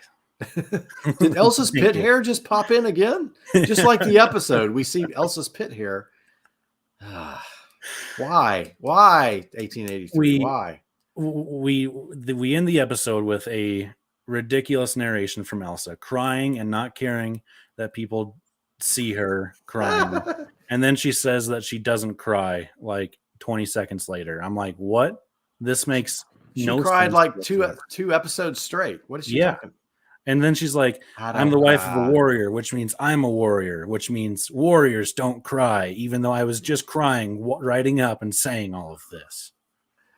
So that outfit she's wearing at the end, I just am like, is she? I just don't buy that. The other people would say she needs to put something over that. But again, she's wild and feral. So what are you going to do with her? And it's not something very, yes, that is, Elsa is to 1883 as Monica is to Yellowstone. Wow. I don't know if we're quite there yet. Wow. I didn't think she's that.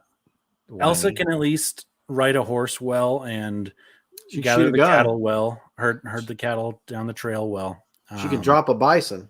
Yes. With one Monica shot. has shown no forms of proficiency except for being a college professor, which in and of itself is not proficient to get by with life. Whoa. I work at a college. I'm a professor. Non-medical college professor. Okay. Thank you, How's Jacob. that? Thank you. How's Okay. that? Humanities professor. Well, you in know what they college. say, those that can't do teach. So Yes. Yes.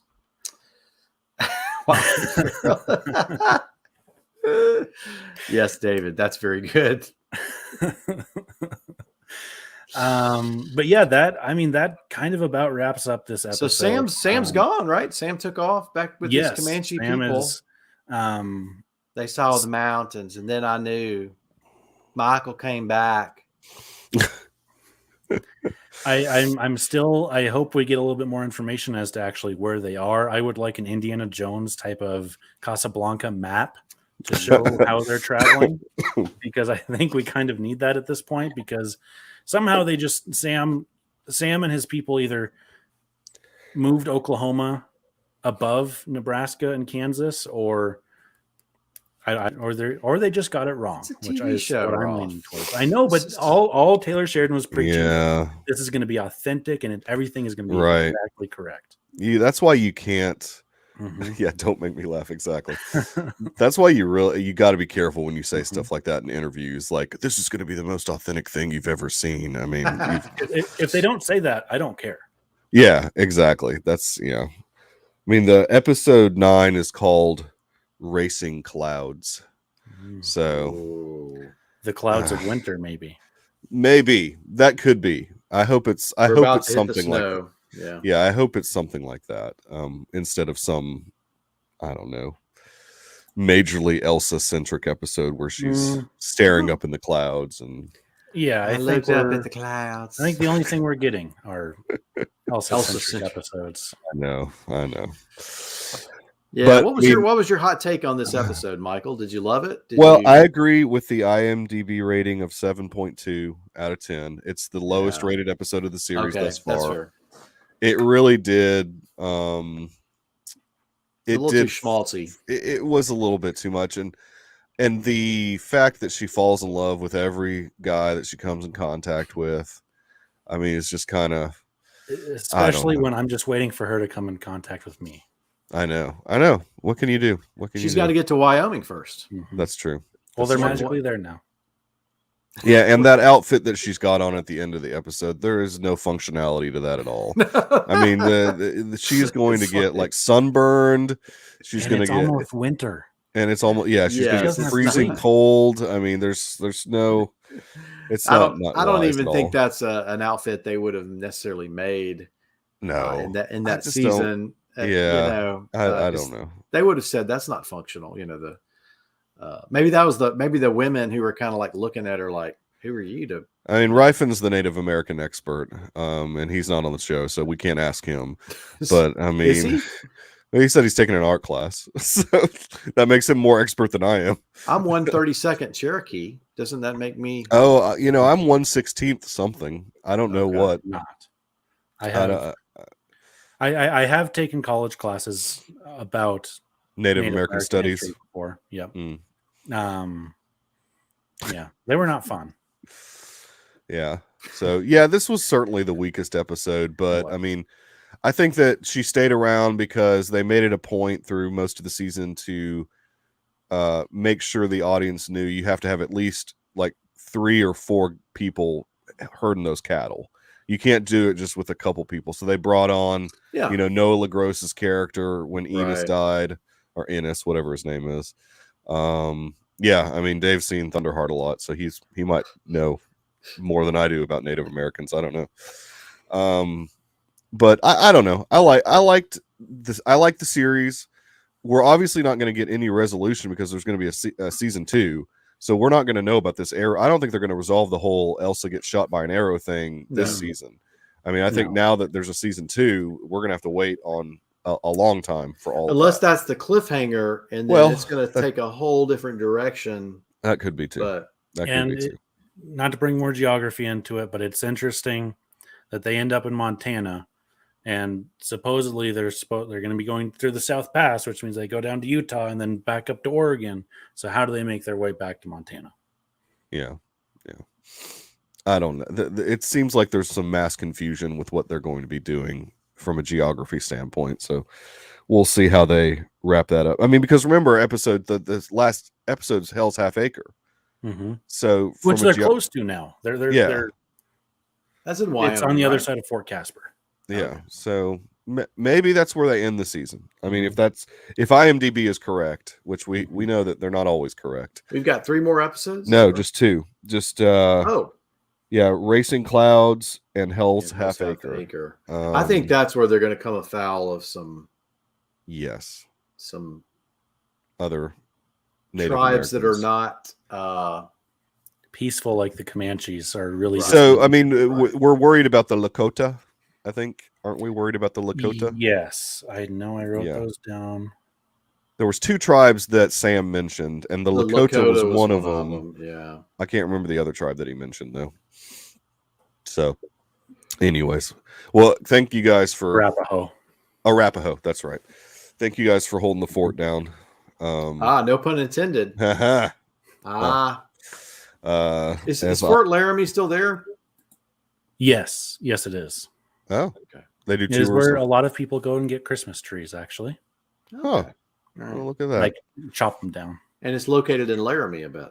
No, it is. It is not. Huh? No, Fort Laramie is like east of Casper. Laramie is west of Cheyenne.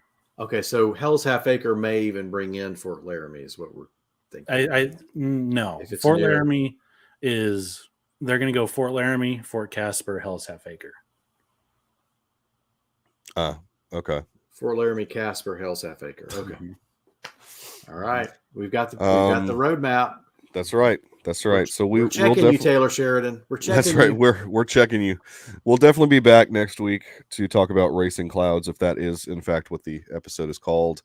Roth, where can people find you on the interwebs? Yes, you can follow me at Roth from Wyoming on Twitter and Instagram, as well as Letterboxd. Let's see, the last episode of the Good Day for Movie podcast, which is my podcast, we reviewed the Darjeeling Unlimited Darjeeling Limited, little Wes Anderson. Oh, yeah. And we did not know about the short film that preceded it. So we will be setting that record straight tomorrow night when we record our review on Red Rocket. Oh, you're going to watch Red Rocket. Oh, yes. That is awesome. Good for you. Yes, so that was Tate's pick. And coming at the beginning of March, we will have our Oscars preview. I promise I'll be better by then. Okay.